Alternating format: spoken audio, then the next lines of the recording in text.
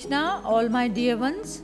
मैं आपको आज ऋषि अष्टावक्र के बारे में बताने जा रही हूँ। ऋषि अष्टावक्र के पिता कहोड़ वेद शास्त्र के निष्णात विद्वान और सुप्रसिद्ध वेदांत आचार्य उद्दालक के परम शिष्य थे।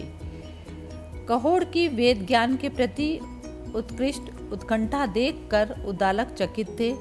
आज तक उन्होंने ऐसा शिष्य नहीं देखा था जो वेदों के प्रत्येक शब्द को, उसके अर्थ को, उसके मर्म को अत्यंत आतुरतापूर्वक हृदय के साथ एक साथ करता हो। अध्ययन के प्रति उसकी रुचि से वह मंत्रमुग्ध थे। कहोड़ ने शीघ्र ही वेदों का अध्ययन पूर्ण कर लिया तो उद्दालक ने यह सोचकर चिंतित हो गए कि कहोड़ अब पढ़ लिख कर उन्हें छोड़कर चला जाएगा। कहोड़ के बिना आश्रम सूना हो जाएगा, किंतु वह कर ही क्या सकते थे। शिष्य उनके यहाँ विद्या हासिल करने आते थे और स्नातक होने के बाद चले जाते थे। ऐसा वर्षों से होता जा रहा था। कहोड़ का जाना भी निश्चित था, किंतु ऐसा ज्ञान पिपासु शिष्य उन्हें फिर नहीं मिलेगा। कहोड़ योग्य, विवेकवान और वेद निष्णात था और प्रत्येक गुरु ऐसा शिष्य पाकर स्वयं को गौरवान्वित अनुभव करता है। उस दिन कहोड़ को आश्रम से विदा हो जाना था। उद्दालक का हृदय बैठा जा रहा था, आंखें सूनी हो रही थी और चेहरे पर विषाद छाया हुआ था। विदा की बेला में कहोड़ उनके निकट आया और चरण स्पर्श करने के बाद हाथ जोड़कर बोला, गुरुदेव आज्ञा दीजिए। उद्दालक ने उसके दोनों हाथ थामकर कंपित स्वर में कहा, वत्स, मुझे प्रसन्नता है कि तुमने स्वयं को वेदों का उत्तम ज्ञाता सिद्ध कर दिया। तुम जहाँ भी जाओगे विजयश्री का वर्ण करोगे, किंतु तुम्हें यहाँ से विदा करने को जी नहीं चाहता। गुरुदेव, विदाई का समय सदैव पीड़ादायक होता है। मैं भी आपसे विलग होते हुए अत्यंत कष्ट का अनुभव कर रहा हूँ। एकाएक उद्दालक की दृष्टि सुजाता पर पड़ी। वह नदी से कलश भरकर आश्रम की ओर आ रही थी। जैसे ही वह भोजन कक्ष में प्रविष्ट हुई, उद्दालक का मुखमंडल खिल उठा। उन्होंने कहोड़ से कहा, वत्स, मेरी हार्दिक इच्छा थी कि तुम आश्रम छोड़कर कभी ना जाओ। तुम्हारी अनुपस्थिति मैं सहन नहीं कर सकूंगा। गुरुदेव, सच तो यह है कि आपके सानिध्य में रहते हुए मुझे भी अत्यंत हर्ष होता है, किंतु मेरा अध्ययन काल समाप्त हो चुका है, अतः यहाँ रहने का अप्रयोजन ही कहाँ रहा। ऐसा मत सोचो वत्स, कोई भी आश्रम तुम्हारे जैसे विद्वान शिक्षक को पाकर प्रसन्नता अनुभव करेगा। कहोड़ चकित होकर बोला, मैं कुछ समझा नहीं गुरुदेव। वत्स, यहाँ से जाकर तुम जीविका उपार्जन करने के लिए कोई तो उद्योग करोगे ही। मैं चाहता हूँ तुम इसी आश्रम में रहकर अध्यापन का कार्य आरंभ करो। तब हर्ष से उद्वेग से होकर कहोड़ की आंखें चमकने लगी। बोला, यह तो मेरा अहोभाग्य है गुरुदेव। वर्षों से मैं इस आश्रम से संबंध रहा हूँ। इसे छोड़ के जाने की कल्पना से मेरा हृदय भी विचलित हो रहा था। यही दशा मेरी भी थी। वत्स, तुमने यहाँ रहने का निश्चय कर मुझ पर उपकार ही किया है। तब कहोड़ ने कहा, ऐसा मत कहिए गुरुदेव। वस्तुतः मैं कृतार्थ हूँ कि आपने मुझे यहाँ रहने का स्वर्णिम अवसर प्रदान किया। आपके सानिध्य में मुझे ज्ञान प्राप्ति हुई है। अब इसी ज्ञान को अन्य शिष्यों के साथ पुनः मनन करना निसंदेह मेरे लिए नई अनुभूति होगी। मैं आश्रम का बाघ हूँ और जब तक आपकी अनुमति होगी तब तक रहूँगा। उद्दालक ने कहोड़ को आलिंगनबद्ध किया और स्नेहपूर्वक बोले, तुम सदैव आश्रम के अटूट भाग बने रहोगे मेरे पुत्र। मैं चाहता हूँ तुम सुजाता को पत्नी के रूप में अंगीकार करो। गुरुदेव, कहोड़ को अपने कानों पर मानो विश्वास ही नहीं हुआ। तब गुरुदेव ने कहा, हाँ पुत्र, तुम्हारे जैसे योग्य दामाद को पाकर किसे प्रसन्नता नहीं होगी। कहोड़ आगे कुछ भी नहीं बोल पाया था। उद्दालक ने विलंब नहीं किया। सप्ताह भर में वे कन्यादान से मुक्त हो गए और कालांतर में सुजाता गर्भवती हुई। कहोड़ सदैव रात्रि में वेदों का अध्ययन मनन करते थे। निकट ही चटाई पर सुजाता लेटी रहती थी और पति के श्लोक उच्चारण को देखती और सुनती रहती थी। गर्भ धारण करने के पश्चात भी उसका यह अभ्यास बना हुआ ही था। वह कहोड़ के होठों से निकले श्लोकों को ध्यानपूर्वक सुनती थी। पहले वह अधिक रुचि नहीं लेती थी, किंतु अब मानो कोई अपरिचित शक्ति प्रेरित करती थी कि वह पति की जिह्वा से एक एक शब्द को अपने हृदय के साथ आलिंगन करती थी। गर्भकाल के 8वें महीने में सुजाता को एकाएक वेदों से विरक्ति होने लगी। उसे श्लोक निरर्थक प्रतीत होते थे। एक रात विचित्र घटना घट गई। सुजाता को समझ ही नहीं आया कि पल भर में स्वयं को ही कैसे विस्मरण कर बैठी थी। पहले ऐसा कभी नहीं हुआ था। पति की अवमानना करने की तो वह कल्पना भी नहीं कर सकती थी। नित्य की भांति उस रात भी कहोड़ वेद अभ्यास कर रहे थे। अभी कुछ क्षण ही बीते थे कि उन्होंने सुजाता को वितृष्णा से बोलते सुना, वेदों का ज्ञान मिथ्या है। वेद और कुछ नहीं, अर्थहीन शब्दों का भंडार है। आत्मज्ञान ही परम सत्य है, अतः ग्रंथों का ज्ञान मत खोजो। ज्ञान तुम्हारे अंतर मन में ही समाहित है। आत्मानुभूति करते ही परम ज्ञान की उपलब्धि हो जाएगी। कहोड़ का वेद अभ्यास बाधित हो गया। वह चकित होकर सुजाता की ओर देख रहे थे। आज अचानक सुजाता को क्या हो गया? पति पत्नी में सामंजस्य था। वह पति की योग्यता से परिचित थी और उनका सम्मान करती थी। कहोड़ कुछ समझ नहीं पाए कि अचानक उसमें यह परिवर्तन कैसे आया। स्वयं सुजाता आश्चर्यचकित थी। यह क्या वह कह बैठी? बचपन से उसने वेदों के श्लोक सुने थे। वह इसी वातावरण में पली बड़ी थी। वेदों के प्रति उसकी असीम निष्ठा थी। वेद शास्त्र उसकी दृष्टि में ज्ञान के स्रोत थे। कहोड़ की दृष्टि एकाएक पत्नी के गर्भ की ओर उठी। कुछ सोचकर उनकी आंखें संकुचित हो गई। कई पलों तक उनकी दृष्टि गर्भ से हटी ही नहीं तो सुजाता विचलित हो गई। अपनी असमंजसता से मुक्त होती हुई बोली, क्षमा करें, मैं स्वयं विस्मित हूँ कि मेरे मुख से कुबोल कैसे निकल गए। कहोड़ सचेत हुए। उन्होंने सुजाता को तीक्ष्ण दृष्टि से देखते हुए कहा, मैं जानता हूँ तुम्हारे मुख से बोल कैसे निकल गए। पति को शुद्ध होते देख सुजाता ने सिर झुका लिया। धीरे से बोली, मैं मूढ़ हूँ देव, आपकी विद्वत्ता से बड़ा कौन परिचित नहीं। मेरी मूर्ता पर चित्त न धरे स्वामी। मैं तुमसे तनिक भी शुद्ध नहीं सुजाता। यह तुम नहीं बोल रही थी, यह गर्भस्थ शिशु था जिसने अपने विचार तुम्हारे माध्यम से अभिव्यक्त किए हैं। यह क्या कहते हैं नाथ? यह सत्य है। मुझे समझ में नहीं आता, जहाँ वेदों का पठन पाठन होता है ऐसे वेदमय वातावरण में यह वेद विरोधी कैसे जन्म ले रहा है। सुजाता का सर्वांग कांप गया। उसे लगा जैसे उसने ऐसे शिशु को गर्भ में धारण करके कोई जघन्य अपराध किया है। बोली, संभव है शिशु के बारे में आपकी धारणा मिथ्या हो। जो कुछ अनजाने में मेरे मुख से निकला वह मेरी मूर्ता का ही परिणाम हो। शिशु का इसमें कोई दोष ना हो। नहीं सुजाता, तुम्हें मैं वर्षों से जानता हूँ। वेदों के प्रति तुम्हारी निष्ठा से भी परिचित हूँ। मुझे विश्वास है कि यह शिशु वाणी ही थी जो तुम्हारे माध्यम से प्रकट हुई। यदि ऐसा है तो इसमें शिशु का कोई दोष नहीं। गर्भस्थ शिशु अभी निर्बोध है। जन्म उपरांत जब वह आपके सानिध्य में आएगा तो धीरे धीरे वेदों के प्रति उसकी धारणा बदल जाएगी।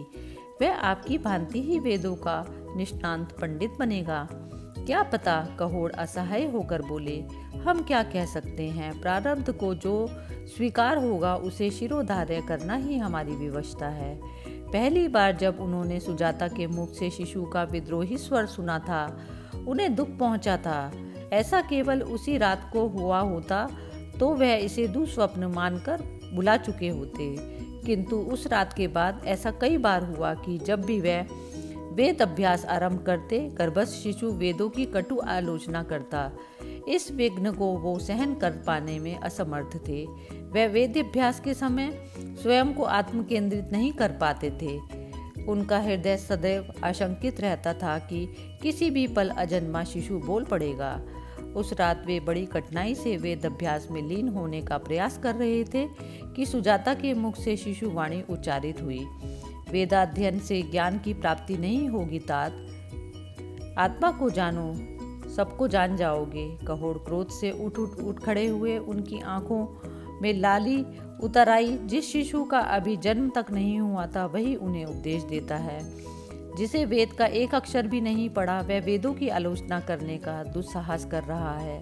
क्या जानता है वेदों के बारे में? नहीं, इस अपराध का उचित दंड अवश्य मिलना चाहिए। उन्होंने सुजाता के गर्भ की ओर उंगली उठाकर कहा, रे मूढ़, निसंदेह तेरा मस्तिष्क विकल है, तभी तेरे विचार रुग्ण हैं। वेदों की आलोचना करने का दंड तुझे मिलेगा, अवश्य मिलेगा। मैं श्राप देता हूँ कि जब तू जन्म लेगा तेरा शरीर 8 अंगों से विकल होगा।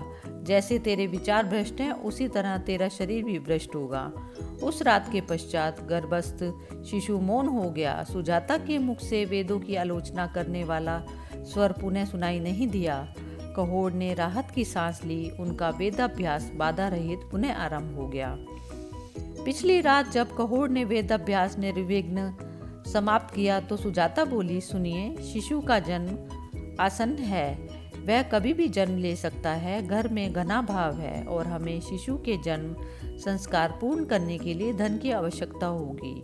मुझे इस शिशु से कोई लगाव नहीं। तुम जानती हो संस्कार विधि वेद सम्मत है और इस अजन्मे शिशु की वेदों के प्रति कोई निष्ठा नहीं। संस्कारों की तो बात रहने ही दो। अजन्मा शिशु क्या जाने संसारिक व्यवहार। किंतु आप तो ऐसा ना कहें। आश्रमवासी क्या कहेंगे? यही नहीं, बड़े भाई की पत्नी भी उसी समय शिशु को जन्म देगी जब मैं वे शिशु का संस्कार करेंगे और हम नहीं। भला क्या यह शोभा देगा? कहोड़ एक पल सोचते रहे। सुजाता सच कह रही थी। भले ही उन्हें शिशु से मोह नहीं था, पर संसारिक रीति नीति को अनदेखा नहीं किया जा सकता। वेदों का स्पष्ट निर्देश है कि जब तक शिशु का संस्कार ना किया जाए वह अशुभ और अस्पृश्य है। उन्होंने असहाय स्वर में कहा, ठीक हूँ, मैं धन की व्यवस्था करता हूँ। राजा जनक अत्यंत प्रजावत्सल हैं, विशेषकर विद्वानों का बहुत आदर करते हैं। ब्राह्मण की याचना अनसुनी नहीं करते। उनके दरबार में आज तक कोई ब्राह्मण निराश नहीं लौटा। दूर से ही कहोड़ को राजप्रसाद के कंगूरे नजर आने लगे। उनके चरणों की गति मंद हो गई। वे गर्भस्थ शिशु के लिए राजा जनक से धन की याचना करने जा रहे थे, किंतु वे तनिक भी उत्साहित नहीं थे। राजप्रसाद के मुख्य द्वार पर पहुंचकर खड़े हो गए। वे आशान्वित थे। राजा जनक उदार हृदय थे। उनकी दानशीलता की चर्चा चतुर्दिक फैली हुई थी। सामान्य जन राजा की प्रशंसा करते थकते नहीं थे। प्रसाद में राजा जनक का अधिकतर समय विद्वानों के सानिध्य में व्यतीत होता था। ज्ञान पिपासु थे। उनके महल में अनेक विद्वान थे जो अध्यात्म, जीवन व्यवहार और ज्ञान विज्ञान की चर्चा करते थे। कहोड़ ने दरबानों से कहा, कृपया महाराज को सूचित करें कि ऋषि उद्दालक के आश्रम से एक ब्राह्मण उनके दर्शन के लिए आया है। राजा को सूचित करने की आवश्यकता नहीं थी। दरबानों को आदेश था कि द्वार पर कोई भी ब्राह्मण आएगा तो उसे ससम्मान राज दरबार में ले आया जाए। एक दरबार ने आगे बढ़कर बोला, आपका स्वागत है ब्राह्मण देवता। आइए, मैं आपको महाराज के पास पहुंचा देता हूँ। राज दरबार भव्य और वैभवशाली था। सामने स्वर्ण जड़ित सिंहासन पर राजा जनक बैठे थे। उनके मुकुट से मणिमाणिक्य की रश्मियां विकीर्ण हो रही थी। उनके चेहरे पर मंद मंद मुस्कान खिली हुई थी। नेत्र असीम ज्ञान से आलोकित थे। विराट ललाट के मध्य में चंदन का टीका तृतीय नेत्र की भांति चमक रहा था। राजा जनक के अप्रतिम व्यक्तित्व से कहोड़ चमत्कृत हो उठे। हाथ जोड़कर उनका अभिवादन किया। राजा जनक ने ससम्मान से कहा, स्वागत है ब्राह्मण राज, आसन ग्रहण करें। कहोड़ ने चारों तरफ देखा। राजा जनक के दोनों तरफ राजदरबारी अनेक ब्राह्मण व विद्वान पंक्तिबद्ध बैठे थे। कहोड़ रिक्त स्थान पर बैठ गए। उन्हें विश्वास था कि जब यहाँ से विदा होंगे तो उनके पास राजा जनक का दिया हुआ पर्याप्त धन होगा और वह शिशु का संस्कार करने में समर्थ होंगे। राजा जनक ने पूछा, कहिए ब्राह्मण राज, आपके आने का क्या प्रयोजन है? कहोड़ ने उत्तर दिया, राजन, मैं ऋषि उद्दालक का शिष्य एवं दामाद कहोड़ हूँ। मेरी पत्नी प्रश्नावंश है, वह किसी भी समय शिशु को जन्म दे सकती है। जन्म उपरांत शिशु का संस्कार करना अपरिहार्य है, किंतु धन अभाववश मैं संस्कार निभाने में असमर्थ हूँ। अब आप ही मेरी समस्या का समाधान कर सकते हैं। आशा है आप मुझ पर निराश नहीं होंगे। राजा जनक ने एक बार राज दरबारियों व विद्वजनों की ओर देखा, तदुपरांत उनकी दृष्टि बंदी पर टिक गई। बोले, आप कुछ कहना चाहेंगे श्रेष्ठ प्रवर? बंदी राज दरबार में उत्कृष्ट विद्वान के रूप में परम पूज्य था। राजा जनक की दृष्टि में वह ब्राह्मण शिरोमणि थे। महल और दरबार की ज्ञान चर्चा उन्हीं के नेतृत्व में संपन्न होती थी। बंदी ने राजा को उत्तर देते हुए कहा, राजन, आप तो जानते हैं कि मुझे शास्त्रार्थ में कितनी रुचि है। फिर कहोड़ तो ऋषिवर उद्दालक का शिष्य है। कौन नहीं जानता कि वे वेदांत आचार्य हैं। निसंदेह उनका शिष्य व दामाद उनसे ज्ञान में कम नहीं होगा। ऐसे विद्वान ब्राह्मण से शास्त्रार्थ का आनंद ही कुछ और है। यदि आप अनुमति दें तो हम शास्त्रार्थ आरंभ करें। राजा जनक ने कहोड़ से पूछा, क्या आप शास्त्रार्थ के लिए सहमत हैं? कहोड़ वेदों में पारंगत तथा वेदों की मीमांसा करने में दक्ष थे, अतः उन्होंने उत्तर दिया, राजन, मुझे कोई आपत्ति नहीं, मैं शास्त्रार्थ के लिए प्रस्तुत हूँ। ठीक है, राजा जनक बंदी से बोले, आप शास्त्रार्थ प्रारंभ करें। दो विद्वानों के शास्त्रार्थ से मुझे सदैव एक नए ज्ञान की उपलब्धि होती है। बंदी ने कहोड़ की ओर देखते हुए कहा, शास्त्रार्थ आरंभ करने से पूर्व मैं आपको यह बताना चाहता हूँ, अपना कर्तव्य समझता हूँ कि आप शास्त्रार्थ में विजयी हुए तो महाराज की ओर से आपको बहुमूल्य इनाम की प्राप्ति होगी। इसके विपरीत यदि आप पराजित हुए तो नदी में जल समाधि लेने को बाध्य किया जाएगा। ऐसा ही यहाँ का नियम है। पहले भी अनेक ब्राह्मणों ने यहाँ शास्त्रार्थ में भाग लिया, जिसमें कुछ विजयी हुए और कुछ पराजित होकर कहोड़ को अपने वेद ज्ञान पर विश्वास था। उन्होंने बंदी की चुनौती को स्वीकार कर लिया। शास्त्रार्थ प्रारंभ हुआ। आरंभिक दौर में वेदों को केंद्र बनाकर चर्चा हुई। कहोड़ की वेद मीमांसा से न केवल दरबार में उपस्थित जन प्रभावित हुए, अपितु राजा जनक को भी कहोड़ के प्रति रुचि बढ़ गई। बंदी ने वेद उत्तर चर्चा आरंभ की तो कहोड़ विचलित हो उठे। उनकी दृष्टि में वेदों की पारंपरिक मीमांसा का कोई अन्य विकल्प था ही नहीं, किंतु बंदी के प्रश्न सुनकर उन्हें भ्रम हुआ कि ब्रह्मांड में कुछ और भी है जिनके बारे में वेद मौन है। तो क्या ज्ञान की अंतिम सीमा वेद नहीं? क्या वेदों के पृष्ठों पर उल्लिखित ज्ञान के अतिरिक्त कुछ ऐसा भी है जिसे केवल विचार मंथन से ही प्राप्त किया जा सकता है? अचानक कहोड़ को याद आया, सुजाता के गर्भस्थ शिशु ने भी वेद शास्त्रों की सिद्धता पर प्रश्न चिन्ह लगाया था। अजन्मे शिशु ने कहा था कि आत्मा को जानो, सब कुछ जान जाओगे। आत्मज्ञान के पश्चात किसी ज्ञान की आवश्यकता ही नहीं रहेगी। तब कहोड़ ने इस कथन को अज्ञानी की मूर्खता समझा था और वेद श्लोकों को परम सत्य मानकर वहीं तक सीमित रहे थे। यदि आत्ममीमांसा करते तो निसंदेह वेदों की सीमा के उस पार भी कुछ नए ज्ञान की अनुभूति कर सकते थे। उन्हें खेद हुआ कि रात दिन वेदों में निमग्न होकर उन्होंने कभी भी आत्ममंथन को महत्व नहीं दिया, जबकि सत्य यह था कि बंदी वेदों को ज्ञान की अंतिम सीमा मानता था। उसकी चर्चा वेदों पर ही केंद्रित थी, किंतु वह कुतर्कों का आश्रय लेकर कहोड़ को दिग्भ्रमित करने में सफल हो गया था। कहोड़ ने अपनी पराजय स्वीकार कर ली। वचन अनुसार उन्होंने जल समाधि लेकर देह त्याग दिया। राजा जनक ने कहोड़ के अजन्मे शिशु के संस्कार के लिए आवश्यक धन भेज दिया। आश्रम में कहोड़ की दुखद मृत्यु का समाचार पहुंचा तो चतुर्दिक शोक की लहर व्याप्त हो गई। सुजाता की आंखों के सामने अंधकार छा गया। वह अचेत हो गई। उसी रात उसने व उसकी भाभी ने पुत्रों को जन्म दिया। ऋषि उद्दालक के बेटे की संतान को नाम दिया गया श्वेत केतु। वे जानते थे दामाद ने अपनी उदंड संतान को 8 स्थानों से विकल होने का शाप दिया है, वह विकलांग ही पैदा हुआ था, अतः उन्होंने उसका नाम अष्टावक्र रखा। अष्टावक्र का शरीर 8 स्थानों से विकल अवश्य था, किंतु उसके नेत्रों में विचित्र प्रकार की चमक थी जो किसी को भी सहज रूप से आकृष्ट करती थी। अलौकिक तेज से मुखमंडल से सदैव उद्दीप्त रहता था, प्रतीत होता था मानो वह स्वयं सिद्ध हैं। सबसे निष्प्रय, निरंजन और निरपेक्ष जन्मजात ज्ञान का अक्षय भंडार। अष्टावक्र और श्वेत केतु की बाल सुलभ क्रियाओं में पृथ्वी आकाश का अंतर था। श्वेत केतु अन्य बच्चों के साथ खेलता था, जबकि अष्टावक्र वृक्ष के नीचे बैठकर पता नहीं किन विचारों में खोया रहता था। अल्पायु में बच्चे जो कुछ करते, अष्टावक्र भी वही करता। श्वेत केतु के साथ खेलता भी था, किंतु किसी कर्म में श्वेत केतु की भांति संलिप्त नहीं होता था। श्वेत केतु को व्यंजन भाते थे, लेकिन अष्टावक्र शरीर की मांग को पूरा करने के लिए ही खाता था।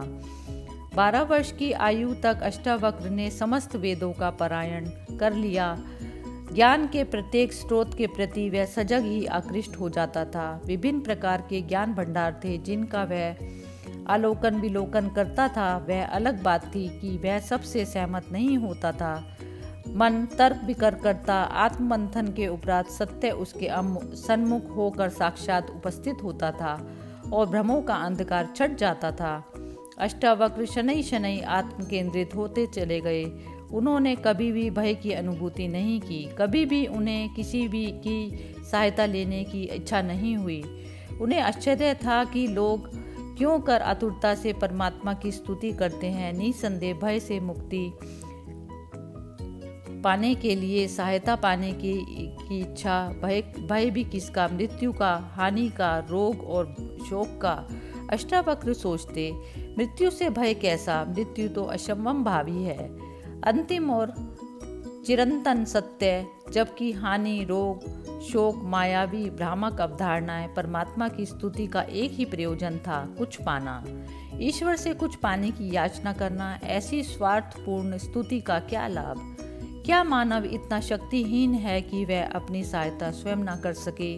अष्टावक्र परमात्मा की सहायता लेने को इच्छुक नहीं थे, क्योंकि वे अनुभव कर चुके थे कि वे आत्मविश्वस्त हैं, आत्मनिर्भर हैं, अपने परमात्मा स्वयं हैं। आत्मज्ञान की इस प्रतीति से वे लोक में रहते हुए भी लोकोत्तर हो गए थे। श्वेत केतु अपने पिता के साथ खेलता था। अष्टावक्र को पता नहीं था कि उनके पिता का दुखद परिस्थितियों में देहांत हुआ है। वह श्वेत केतु के पिता को ही अपना सर्वस्व मानते थे। श्वेत केतु जब भी अष्टावक्र को अपने पिता के साथ देखता तो बुरा मान जाता। वह येन केन प्रकारेण अष्टावक्र को पिता से दूर कर देता। अष्टावक्र बुरा नहीं मानते थे, उनका विचार था श्वेत केतु पिता के प्रति मोह आसक्त है, जबकि उन्हें किसी के भी प्रति मोह नहीं था। एक दिन जब अष्टावक्र उनके पिता से बातें करता हुआ नजदीक बैठा था, तब श्वेत केतु वहां आया और उसने कहा, इनके साथ बैठने का अधिकार मेरा है, तुम अपने पिता के पास क्यों नहीं जाते। श्वेत केतु की बात उचित थी। अष्टावक्र ने तर्क वितर्क नहीं किया। वहां से उठकर वह सीधे माँ के पास गया और पूछा, माँ, श्वेत केतु को पिता का सानिध्य उपलब्ध है, पिता की निकटता से उसे प्रसन्नता होती है, मेरे पिता कहाँ हैं। माँ की आंखों में आंसू छलक आए। अष्टावक्र चकित थे। पिता के बारे में पूछने पर माँ क्यों रो पड़ी। उसने कहा, क्या हुआ माँ, अचानक उदास हो गई। वह भरे मन से बोली, कुछ नहीं पुत्र, तुम्हारे पिता का दुखद परिस्थितियों में निधन हो गया। तुम्हारे जन्म से एक दिन पूर्व दुखद परिस्थितियों में उनका निधन हो गया, इसका क्या तात्पर्य है। हाँ पुत्र, तुम्हारे पिता राजा जनक के महल में गए थे, जहाँ बंदी नामक विद्वान से शास्त्रार्थ में परास्त होने के कारण उन्हें जल समाधि लेने को विवश किया गया था। अष्टावक्र को आश्चर्य हुआ, यह कैसा शास्त्रार्थ हुआ। शास्त्रार्थ का अर्थ तो यही है कि शास्त्रों में निहित ज्ञान की चर्चा की जाए, विद्वान एक दूसरे को ज्ञान अनुभव सुनाएं, एक दूसरे के ज्ञान का पारस्परिक लाभ उठाएं। शास्त्रार्थ में जय पराजय का क्या स्थान। कैसा है बंदी नामक विद्वान, यह तो कोई विद्वत्ता नहीं हुई कि शास्त्रार्थ में उससे जो हीन सिद्ध होगा उसे जल समाधि लेने को विवश किया जाएगा। यह तो विशुद्ध हिंसा है। विद्वान कभी हिंसक नहीं हो सकता। उसका हृदय उदार और विनम्र होता है। मुझे तो उसकी योग्यता संदिग्ध प्रतीत होती है। अवश्य वह तर्क कुतर्क में पारंगत होगा और शास्त्रार्थ में अपने प्रतिद्वंदी को पाक जाल में फांस कर परास्त करता होगा। जरा मैं भी तो जाकर देखूं कितना बड़ा विद्वान है। अष्टावक्र ने माँ के आंसू पोंछकर कहा, रो मत माँ, मैं राजमहल जाऊंगा और बंदी से शास्त्रार्थ करूंगा। सुजाता भय से सिहर गई और बोली, नहीं पुत्र, मैं तुम्हें वहीं नहीं जाने दूंगी। पुत्र, तुम बंदी को नहीं जानते, वह अनेक ब्राह्मणों को शास्त्रार्थ में परास्त कर जल समाधि दे चुका है। तुम्हारे पिता उसके सम्मुख टिक न सके और तुम भी अभी बालक हो। तुम्हारे पिता को मैं खो चुकी हूँ, अब तुम्हें नहीं खोना चाहती। माँ चिंता मत करो, मुझे कुछ नहीं होगा। मुझ पर विश्वास रखो माँ, मैं बालक अवश्य हूँ, किंतु आत्मशक्ति मेरा सबसे बड़ा संबल है। जो आत्मविश्वस्त होते हैं वही विजय श्री का वर्ण पाते हैं। सुजाता को समझ नहीं आया कि वह पुत्र का ऐसा दुहास करने का को कैसे रोके। अष्टावक्र की मुद्रा से स्पष्ट था कि वह राजमहल जाने को कृत संकल्प है। पुत्र प्रतिशोध की भावना से वशीभूत होकर जा रहा है, पता नहीं इसका क्या परिणाम हो। हताश हो मन स्वर में कहा, ठीक है पुत्र, जाओ, परमात्मा तुम्हारी रक्षा और मंगल करे। माँ, परमात्मा को कष्ट मत दो। प्रत्येक व्यक्ति अपना परमात्मा आप होता है, किंतु खेद है कि कोई भी स्वयं को परमात्मा रूप में अनुभूत करने में सक्षम नहीं। और माँ, पुत्र की रक्षा हेतु परमात्मा का स्मरण करना स्वार्थ है। परमात्मा की स्वार्थवश स्तुति करने से कोई पुण्य नहीं मिलता। जाते जाते अष्टावक्र ने कहा, माँ, यह मत सोचना कि मैं प्रतिशोध लेने जा रहा हूँ। नहीं माँ, मैं जय पराजय और प्रतिशोध की भावना से मुक्त हूँ। सांसारिक प्रवृत्तियाँ मुझे लेश मात्र भी प्रभावित नहीं करती। मैं केवल कर्तव्य निर्वहन हेतु जा रहा हूँ, शेष प्रारब्ध के अधीन है। अष्टावक्र राजमहल के मुख्य द्वार पर पहुँचे। दरबानों से बोले, कृपया महाराज से जाकर कहें, एक ब्राह्मण उनके दर्शन करना चाहता है। दरबानों की दृष्टि विकलांग बालक पर पड़ी तो वे उलझन में पड़ गए। उन्होंने एक दूसरे की आंखों में झांका।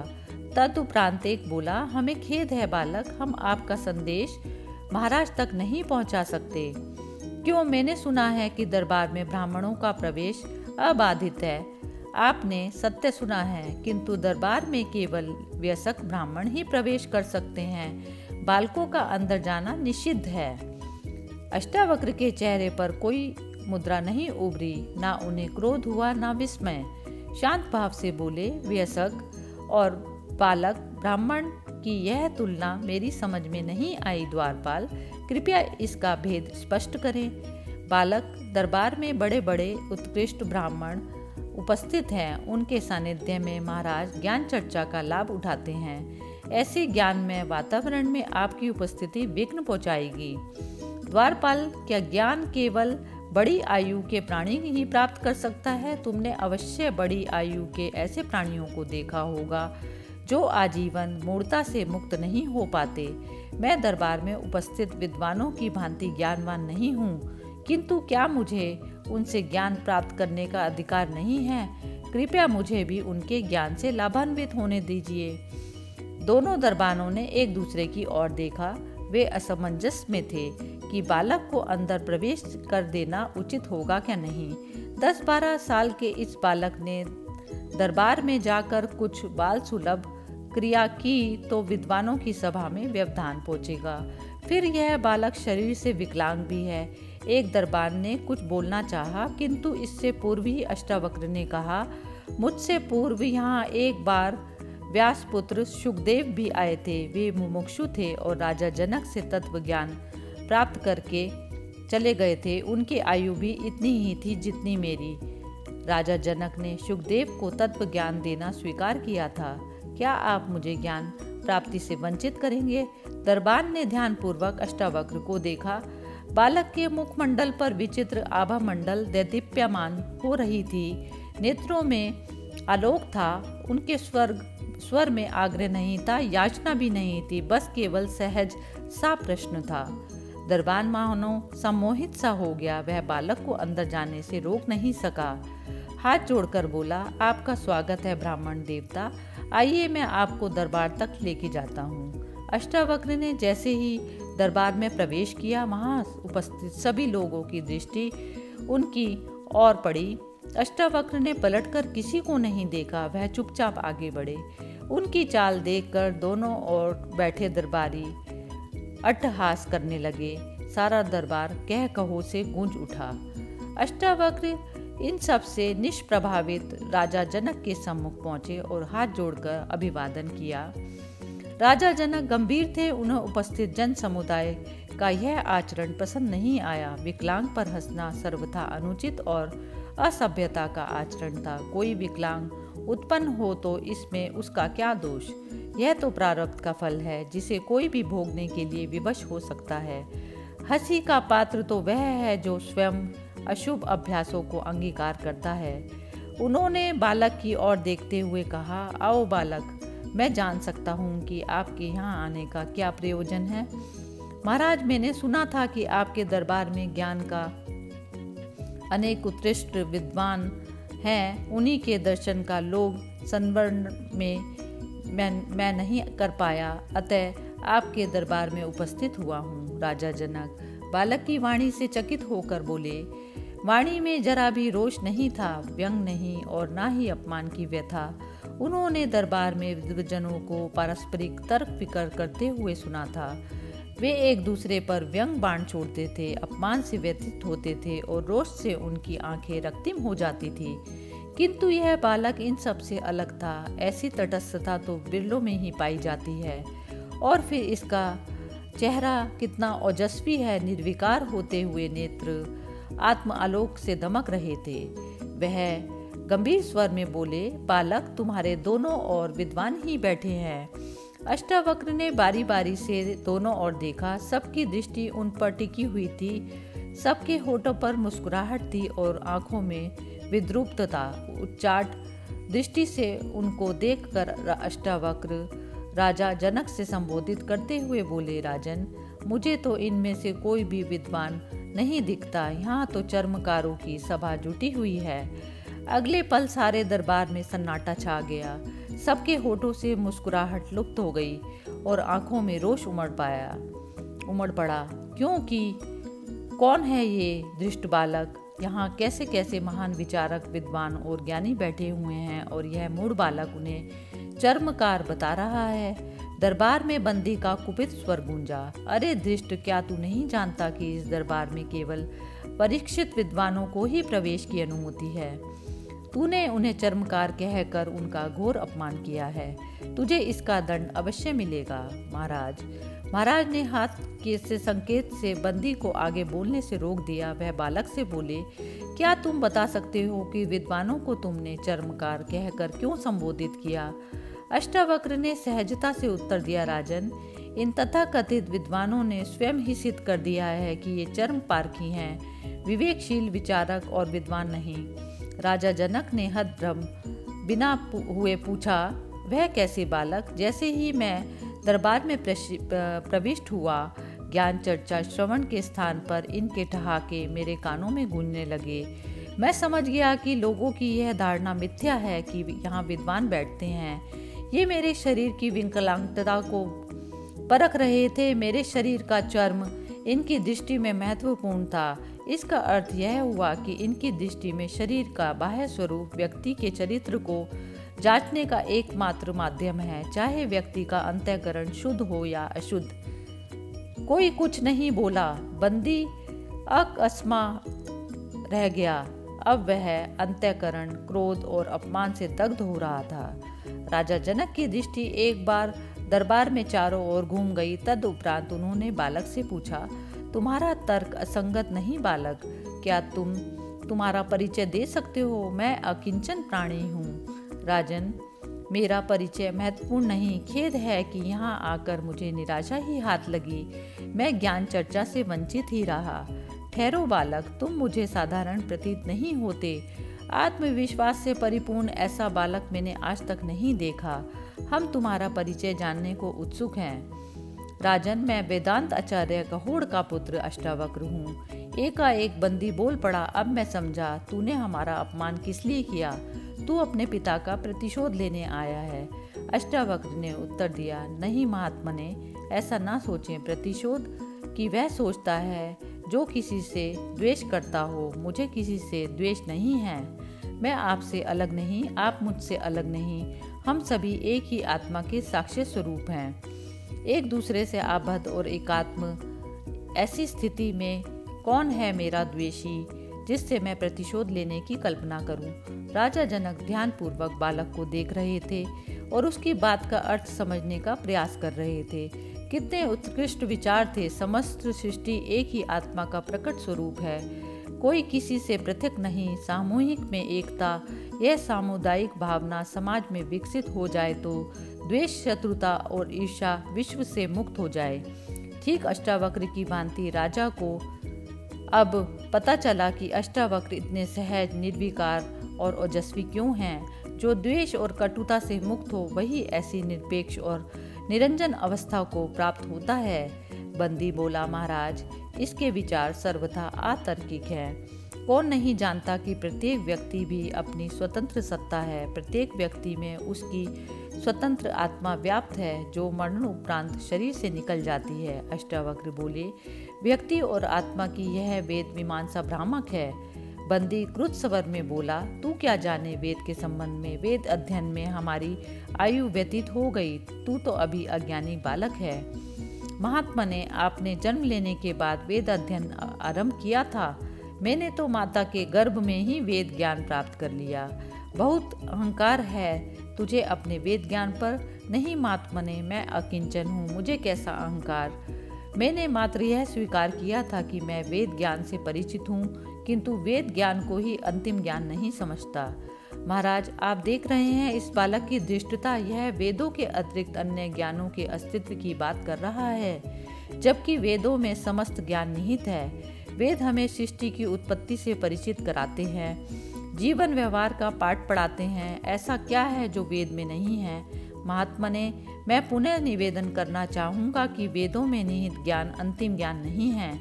कोई भी अंत सिद्ध नहीं होता, अतः कालानुसार सिद्धांत भी परिवर्तित होते रहते हैं। मात्र वेदों को सर्वस्व मानने का अर्थ है अपनी ही दुरुस्त दृष्टि को संकुचित करना। महात्मने, विचार जगत अनंत और असीम है। प्रत्येक कल का अनुभव उस विचार जगत को और अधिक व्यापकता प्रदान करता है। लगता है तेरा ज्ञान भी अनंत और असीम है। यदि ऐसा है तो मुझसे शास्त्रार्थ कर। यदि राजन अनुमति दे तो मुझे कोई आपत्ति नहीं है। राजा जनक बंदी और अष्टावक्र का तर्क वितर्क ध्यानपूर्वक सुनते रहे थे। अष्टावक्र के विचार उन्हें असंगत प्रतीत नहीं हुए। हाँ, उनमें नवीनता अवश्य आ गई। उनके दरबारों में वेद को ही केंद्र में रखकर ब्रह्म चर्चा होती थी, जबकि बालक वेदोत्तर ज्ञान की भी बात कर रहा था। निसंदेह उसके विचार सुनना, नए अनुभवों का साक्षात्कार करना था। उसके चेहरों में ऐसी प्रखरता थी जिससे स्पष्ट था कि वह आत्मविश्वास से परिपूर्ण है। उसका बंदी से शास्त्रार्थ निरापद होगा। इसके अतिरिक्त वह बालक के विचार सुनने को भी उत्सुक थे। राजा जनक ने कहा, बालक, यदि शास्त्रार्थ की इच्छा है तो मुझे कोई आपत्ति नहीं। बंदी बोला, बालक, शास्त्रार्थ प्रारंभ करने से पूर्व तुझे ज्ञात होना चाहिए कि यदि तू पराजित होगा तो तुझे भी जल समाधि लेनी पड़ेगी। तब अष्टावक्र ने कहा, मुझे स्वीकार है महात्मने। अंततः बंदी को अष्टावक्र के ज्ञान के सम्मुख नत शिर होना पड़ा। उसे प्रतीत हुआ कि सामने नन्हा बालक कोई विराट तत्व ज्ञानी खड़ा है। उसने अपने पराजय स्वीकार कर ली। सारे दरबार में मौन व्याप्त था। आज तक बंदी को कोई भी विद्वान परास्त नहीं कर सका था। वह अपनी वाक्पटुता से प्रतिद्वंदी को इतना दिग्भ्रमित करता था कि विरोधी विचलित हो जाता था, जबकि अष्टावक्र ने ना वाक्पटुता का प्रदर्शन किया, ना ही बंदी को दिग्भ्रमित करने का प्रयास किया। बंदी द्वैत दर्शन में विश्वास रखता था, किंतु अष्टावक्र ने तर्क सहित सिद्ध कर दिया कि द्वैत कुछ नहीं होता। समस्त चराचर मात्र अद्वैत है, एकात्म है। राजा जनक सहित दरबार में उपस्थित समस्त जनों की दृष्टि अष्टावक्र और बंदी पर टिकी हुई थी।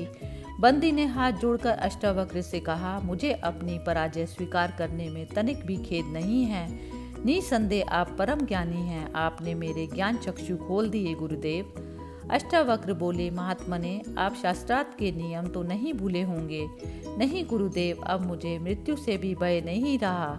आपके माध्यम से मैंने सत्य का साक्षात्कार कर लिया कि मैं मात्र आत्मा स्वरूप हूँ, चेतन स्वरूप पंच तत्वों का समूह है जो मिथ्या है, अनित्य है। चेतन स्वरूप नहीं भी रहा तो मेरा आत्म स्वरूप निरंतर अस्तित्व में रहेगा, क्योंकि आत्मा नित्य और शाश्वत है। मैं अवश्य जल समाधि लूंगा। अष्टावक्र कुछ बोले नहीं, मौन ही रहे। राजा जनक अथवा किसी को भी बंदी के जल समाधि लेने के निर्णय से दुख नहीं था।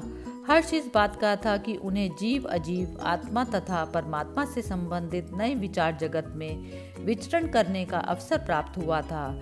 जल समाधि का नियम स्वयं बंदी का बनाया हुआ था और राजा जनक भी इस नियम से सहमत थे। यह केवल राजा जनक ही जानते थे कि इस नियम के प्रति उन्होंने सहमति क्यों दर्शाई थी। बंदी ने राजा जनक से कहा, महाराज, प्रसन्नता है कि मैं भ्रमों के साथ जल समाधिस्थ होने नहीं जा रहा। सत्य की महान समाधि लेकर आपसे विदा हो रहा हूँ। मेरा अंतिम नमस्कार स्वीकार करें। राजा जनक के कुछ बोलने के पूर्व ही अष्टावक्र का निर्विकार स्वर गूंजा, महात्मने, जल समाधिस्थ होने की आवश्यकता नहीं है। मैं केवल यह जानना चाहता हूँ कि पराजित ब्राह्मणों द्वारा जल समाधि लेने के क्रूर निर्णय के पीछे क्या कारण है। बंदी ने एक बार राजा जनक की ओर देखा, तद उपरांत पहली बार उसके होठों पर हल्की सी मुस्कान छा गई। बोले, मुनिवर, मैं अहंकारी अवश्य था, किंतु क्रूर कभी नहीं रहा। ब्राह्मणों को जल समाधि देना मेरी विवशता थी।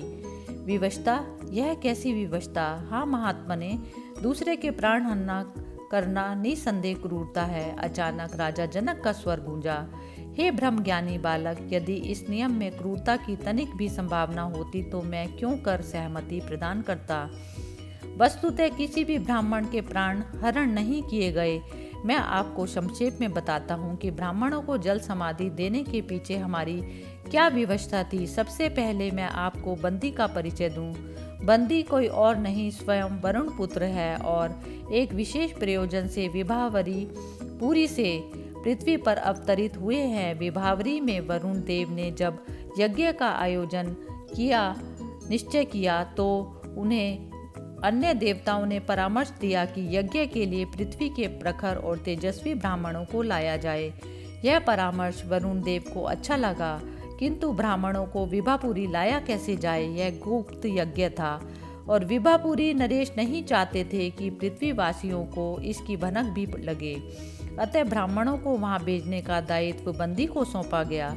बंदी मेरे पास आए और वरुण देव की इच्छा से मुझे अवगत कराया।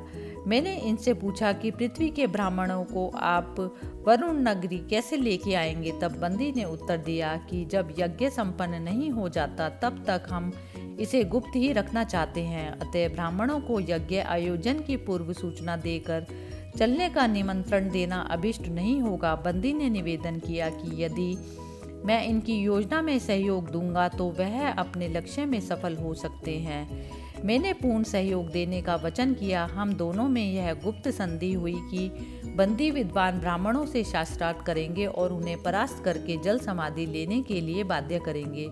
इस प्रकार जल समाधिस्थ ब्राह्मण विभापुरी में पहुंचेंगे और वरुण के यज्ञ का सफलतापूर्वक आयोजन करेंगे। हे ब्रह्मज्ञानी बालक, वस्तुतः कोई भी ब्राह्मण मृत्यु को प्राप्त नहीं हुए हैं, वे सभी जीवित हैं। यज्ञ संपन्न होते ही समस्त ब्राह्मण पृथ्वी पर अवतरित हो जाएंगे। अष्टावक्र बोले, मैं संतुष्ट हुआ राजन। बंदी बोला, मुनिवर, विभापुरी में यज्ञ संपन्न हो चुका है, अतः अब उसे गुप्त रखने का कोई औचित्य नहीं है। वरुण देव पृथ्वी के ब्राह्मणों का यथा योग्य आदर सत्कार करने के बाद उन्हें शीघ्र ही पृथ्वी पर जाने की अनुमति दे देंगे। राजन, यहाँ आने का मेरा लक्ष्य सिद्ध हो चुका है, अतः मेरे यहाँ रुकने का कोई प्रयोजन नहीं रहा। मैं यज्ञ के अंतिम क्षणों में पिता के साथ ही रहना चाहूँगा। मुझे आज्ञा दें, मैं जल समाधि लेने जा रहा हूँ। दरबार की सभा संपन्न होने के पश्चात जब अष्टावक्र ने जाने की अनुमति मांगी तो जनक बोले, हे प्रियवर, मैं ज्ञान पिपासु हूँ, मुझे आप पर परम आस्था है। मैं आपका अधिक समय नहीं लेना चाहूँगा। क्या आप मुझे 2-4 दिन तक आत्मज्ञान देने की कृपा करेंगे? अष्टावक्र को स्पष्ट प्रतीत हो रहा था कि राजा जनक परम मुमुक्षु हैं। ज्ञान के किसी भी स्रोत का लाभ उठाना ही एकमात्र लक्ष्य है। अष्टावक्र बोले, 2-4 दिन तो बहुत होते हैं राजन। यदि आप सुपात्र हुए तो आप उतनी ही देर में ज्ञान संपन्न कर सकते हैं जितनी देर में एट पर पैर रखकर घोड़े की पीठ पर जा बैठा सकता है। मेरा अहोभाग्य विप्रदेव, जो आप जैसे ज्ञानी का सानिध्य प्राप्त हुआ। अष्टावक्र और राजा जनक का जो संवाद आगे चलकर वह अष्टावक्र गीता के नाम से प्रसिद्ध हुआ। कहोड़ जब विभापुरी से आश्रम पहुंचे तो उनके हृदय में पश्चाताप की ग्लानि थी। उन्हें स्पष्ट आभास था कि पुत्र को विकलांगता का अभिशाप देकर उन्होंने महापाप किया है। उन्हें यह समाचार मिल चुका था कि उनके पुत्र के ज्ञान से अभिभूत होकर राजा जनक ने उनका शिष्यत्व ग्रहण किया है। आश्रम आते ही कहोड़ अपने पुत्र को लेकर समंदा नदी की ओर चल पड़े। समंदा नदी में डुबकी लगाते ही अष्टावक्र पुनः सामान्य शरीर वाले हो गए, किंतु आत्मज्ञानी अष्टावक्र सामान्य देह और विकलांग देह के भेद से मुक्त थे।